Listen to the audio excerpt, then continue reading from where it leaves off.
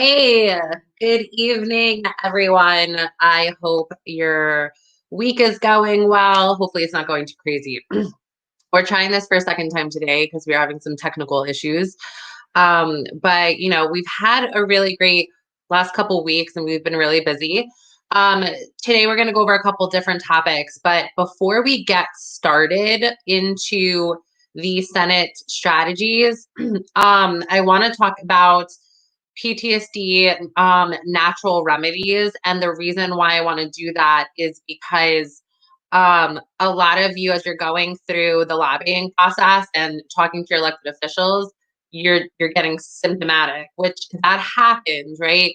You're lobbying for a cause in which you have a disability as a result of, so it's natural that you're going to get triggered. So I want to talk about some really quick natural ways to manage that and talk to you about some of the ways that I personally manage that and what our community put together for you guys. So what I want to get into is that we have a recommended list through Amazon where the community, every time you guys make a purchase on our Amazon influencer site, Amazon will donate to the movement. Also, the store is strictly a PTSD holistic remedies store that was put together by our volunteers. So everything that's on this list are like natural ways to manage your PTSD that in very affordable ways. I'm going to talk to you about some of the stuff I personally use and that I know a lot of other people use. So like sage for smudge sticks, that's really good if you need like a really intense smell to relax. Because aromatherapy is really, really effective. This diffuser, which I actually have on right now, and I know a lot of you have this diffuser for PTSD. I'm gonna put it up to see if you guys can see it. But like this is a diffuser. Actually, I think it's the same color. That's kind of funny. Actually, I think that one's light blue. But like this diffuser, I generally use it at night when I need to sleep because I get really bad nightmares. But like this is really good. I have lavender, lemon, and peppermint in it.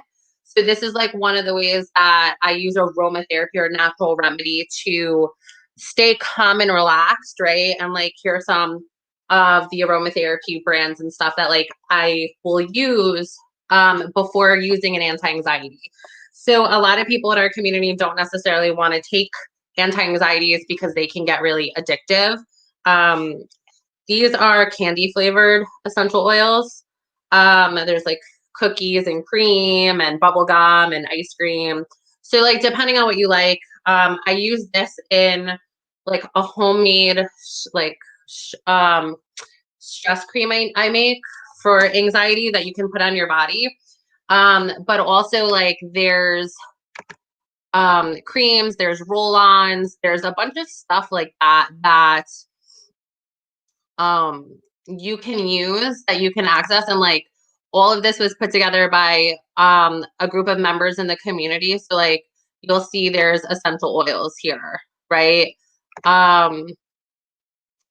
Or the diffuser, roll-on. So like you'll see there's a roll-on oil if you want to put that on. This is one of my other favorites that I use a lot, which is aromatherapy nasal spray.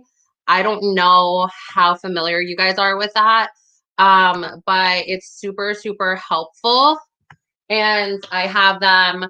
I normally keep these in my refrigerator, but I have one. I have one for anxiety. Well, I have a couple for anxiety, and then I also have one for like depression because PTSD you can kind of go through both.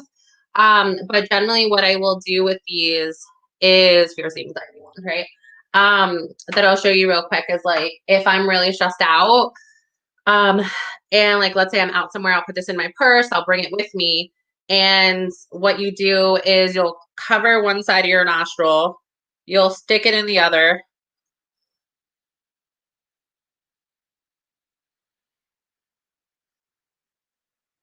Hold it and breathe out. So like I do 4 seconds breathing in, 4 seconds holding it, and I breathe out. And then I switch sides. And I do mindfulness with this. It's super helpful. So like,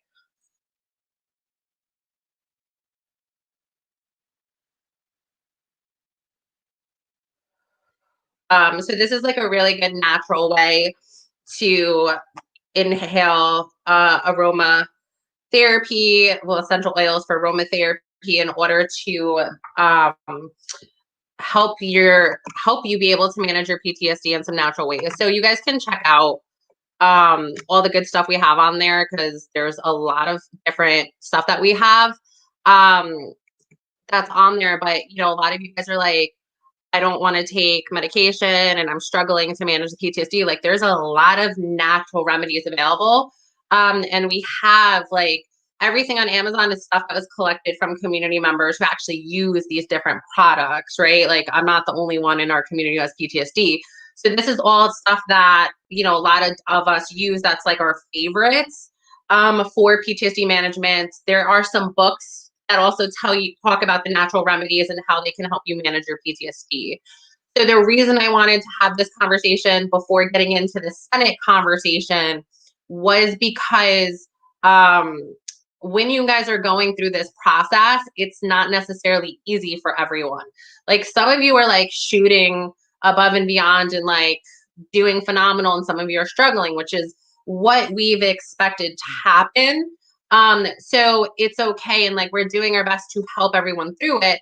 However, like we can't necessarily manage everyone's PTSD or what they're struggling with. And some of you don't like pharmaceuticals or don't like medication. So like there's plenty of natural remedies that are available for PTSD management. Yeah, I love my diffuser so much that it's on right now. I normally have it on at night because ooh, my mind be going buck wild at night. Like it's just like when my nightmares go on, they go on. Like I've been like fighting and like that's like my whole night. Like it's crazy. So the diffusers help. I put like sounds on to make it like super peaceful and nice and breezy. Like I have to like pamper myself to like go to sleep and feel safe and secure while I sleep. Like it's crazy, but like it is the hardest part of PTSD management. So, you know, I wanted to just kind of put those tools and those resources out there so you know that they're available, you know where to access them if you need them, and you know also that this is something that like we deal with in the community. So don't think that you're alone in this process, because I will be getting emails at like 3, 4, 5, and 6 in the morning from people who are like, I haven't slept all night. I emailed my senator and now like I can't function. And like obviously we don't want you taking movement actions if you cannot function, right? Like that's not healthy. So while you're going through this process, it's critical that you manage your PTSD. Like that always comes first. So just keep that in mind. And that's really what I wanted to start with, just so we can have a conversation about mental health, you know, and understanding that it's okay to, you know, use different tools and resources to manage your PTSD, especially during this process where so much is at stake. Okay. You know, and I wanted to make sure that that was a conversation that we're having, not only the political side of it, but that, you know, we're managing our disabilities along the way, because they're, you know, married to each other. Like how well we all manage our disabilities collectively is also going to give us an idea of how far we can succeed in this effort. And, you know, I believe in us and I know that we're going to do well, but there's a lot that we have to do. So that's just some PTSD gospel for you guys. And you know, I know a lot of you probably have learned about it. So we're going to talk about the I Am Vanessa Guillonac Senate strategy. You guys received priority 1, priority 2 emails last night, right? And part of our Senate strategy is definitely more complex than the House of Representatives. And you guys have been doing a phenomenal job with the House of Reps. Like mind blown at how well you guys are doing. Like I'm just so incredibly grateful for every single one of you. I'm so grateful for the team that we have.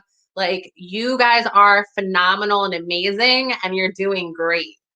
The Senate, again, for a number of reasons, is going to be harder. So that is the area in which we have to fight the most. And that is really where we have to focus a lot of our efforts and be really diligent in our strategy. Um, it's not black and white because there's a lot of different um, obstacles that we have to talk about. I have never heard of a diffuser necklace. Sorry for that. Got distracted, guys. Um, Totally interested in finding out more about that one. But talking about like our lobbying efforts and why MSTM is working with Congress on the lobbying efforts. So there are different classifications for non-for-profits, and they're most common that you guys know of are C3s, which could either be like charities or individual service, right? To for veterans, for MST veterans. So I'm going to give you an example, right? Protect Our Defenders is a C3. And if we think about how their functions work, is like, yes, they do some advocacy, but their main focus is providing pro bono legal services to MST veterans who need to overturn retaliatory discharges and such to get benefits, right? So when you put that into perspective, they help individual veterans themselves. That's what C3s do. C4s are political non-for-profits, and the focal point is to lobby elected officials to enact legislation, right, for the impacted community. So in our case, our impacted community is survivors of MST, both veterans and service members alike, spouses, civilians, anyone who's experienced MST. And our role and our function as a C4 is that we get to lobby as much as we want because that is our main function for being established. So when you see a lot of our correspondence on our website, emails, like anytime you see any written correspondence, you will see the C4 disclosures on there, right? And there's a particular IRS disclosure that's required for C4s. I think it's like IRC Regulation 170 that's required to be there. So what that does is um it puts in how do I put this?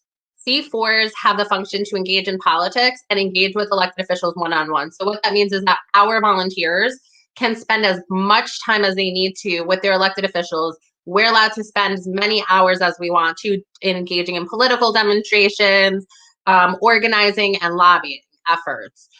When you look at the MST space as a whole, we are the only legally established C4 in the space.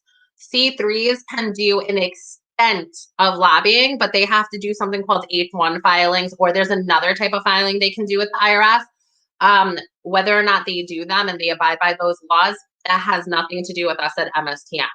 However, if they don't abide by those laws, they can get their C3 certification pulled and they can no longer receive tax deductible funding from various organizations.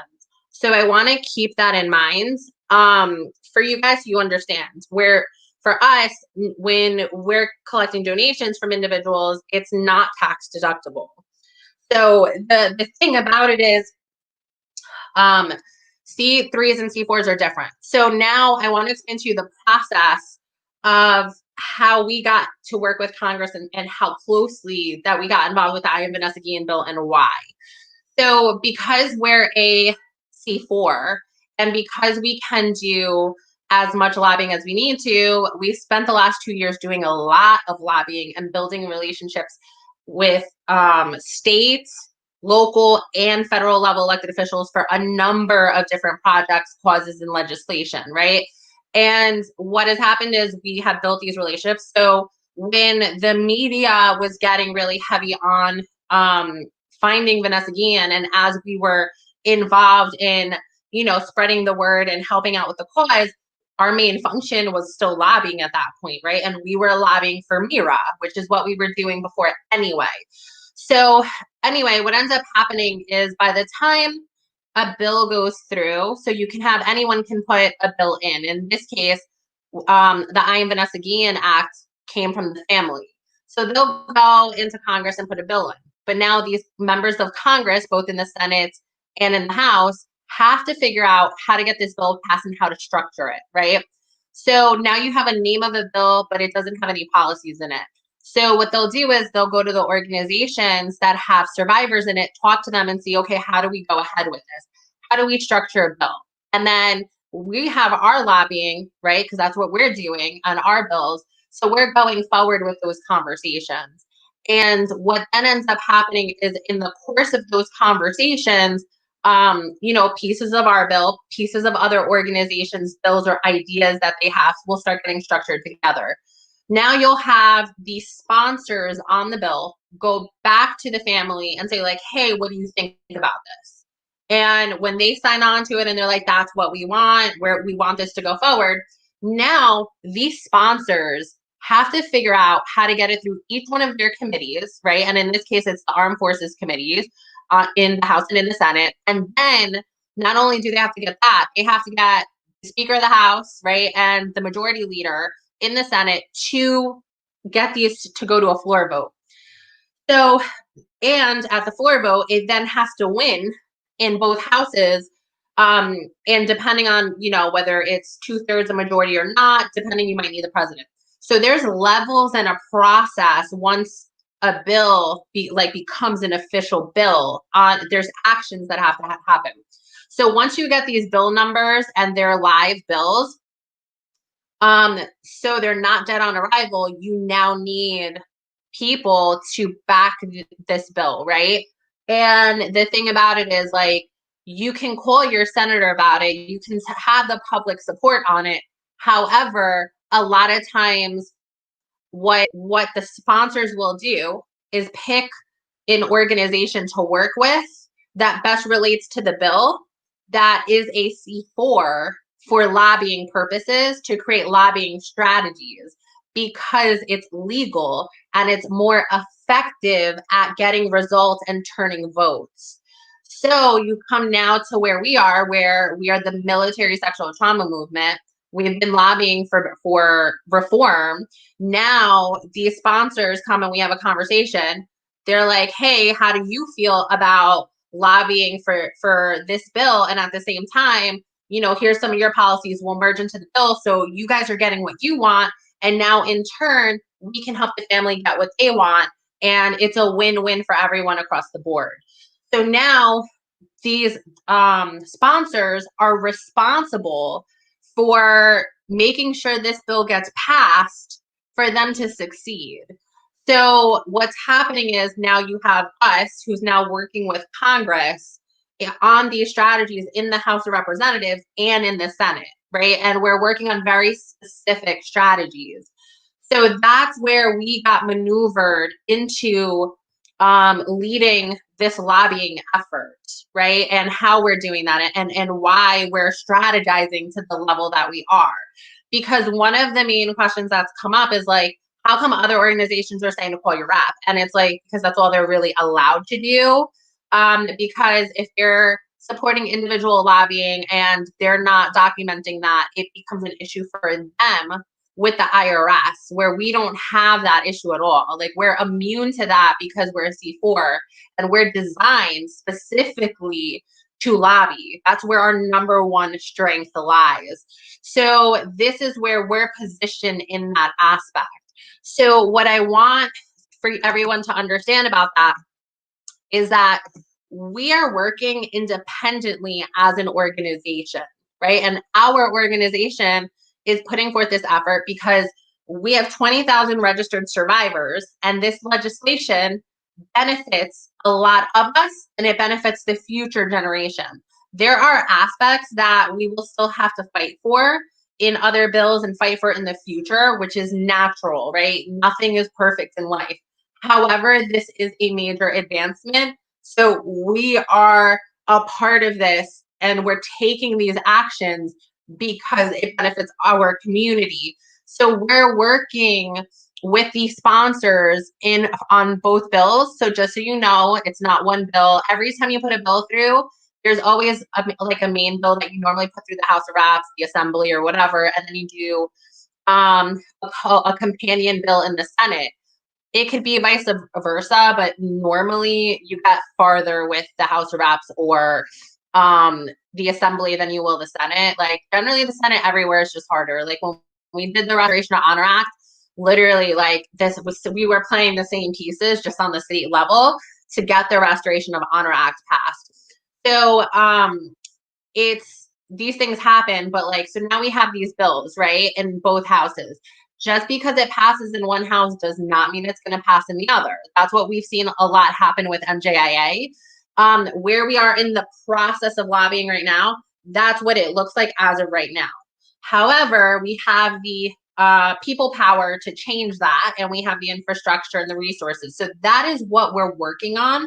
But what I want to explain to everyone is that a lot of times when people put in like a citizen's bill, people in Congress they'll normally, to get the bill passed, find an organization to work with in order to put this through. That does not mean that the citizen and the organization itself are working together. It doesn't even mean that there's a relationship established. This is just, like in this case, you have the Guillen family who wants the I Am Vanessa Guillen bill to get passed. We have an interest in this bill, so we're endorsing it, and we're working with Congress to take the steps to get it passed. So there's a mutual interest involved, but that does not mean that there is a direct relationship between MSTM and the family, right? So I want to make that clear for everyone because I don't want there to be an assumption about something that doesn't exist. I want to be very clear and transparent about how politics works. So the reason that we're put in this position is because we're a C4 that's very knowledgeable in this space. We have demonstrated success with passing historical legislation very similar to this before, and we're well positioned to do it. So it just makes sense. It makes sense for us to be here doing this work where we are at this time, right? So that's why we're here and that's why we're doing this work. But I want to be transparent so everyone understands that, because I think there's a lot of like black and white ideologies about politics that also don't exist, right? And the functions of how politics exist. So this is just to give you an idea and some background on how that works. In terms of the Senate strategy that we're using to get this bill passed, it involves 4 priority levels. We release priority level 1 and 2 in email. That's what we're starting with. There are very key reasons why we're doing that. If we don't get priority level 1 and priority level 2 to where we need them to be, we will never get to priorities levels 3 and 4, right? That means that like the bill would fail before it got to the other areas of the Senate. So that is why we designed an email that gave you guys instructions with priority levels on what to do with the Senate. Also, we're going to be holding a advanced training session on Saturday, and I recommend you guys register. If you want to attend, direct message us in the movement, and our social media volunteers will put you on the list for the training so you can have that for yourselves. And then that way you can be able to have what you need and have the tools and resources to be equipped. So we can turn the Senate in favor of the I Am Vanessa Guillen Act. If you guys have any other questions or concerns and things like that, feel free to direct message us in the movement, and we'll answer your questions and we'll work with you guys. Other than that, pretty much you guys have a good night.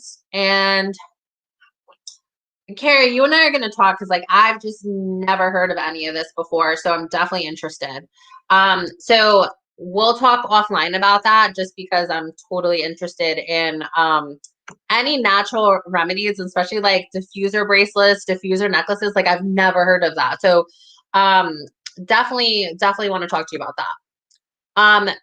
All right, everyone else, you guys have a great night. Enjoy your evening, stay healthy, and we will touch base again very soon, I'm sure.